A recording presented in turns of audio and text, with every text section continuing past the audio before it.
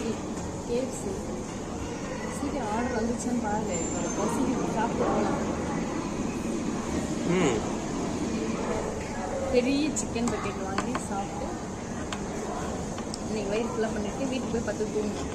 Mutton குழம்பு வந்து நாளைக்கு காலையில் தான் பண்ணுவேன் மட்டன் குழம்பு. ஏன் டயர்டாயிடுச்சு. டைம் வந்து 9 ஆயிடுச்சு. 9 மணிக்கு மேலே கிச்சன் வந்து நான் கூட்டிடுவேன். அதனால வந்து கிச்சன் உள்ள போக மாட்டேன் நான்.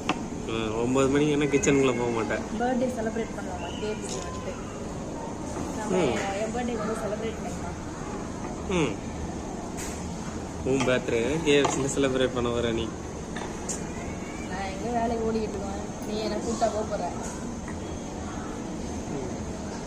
இவ்வளோ நேரம் கூப்பிட்டு வர போனோமா கேஎஃப்சிக்கு?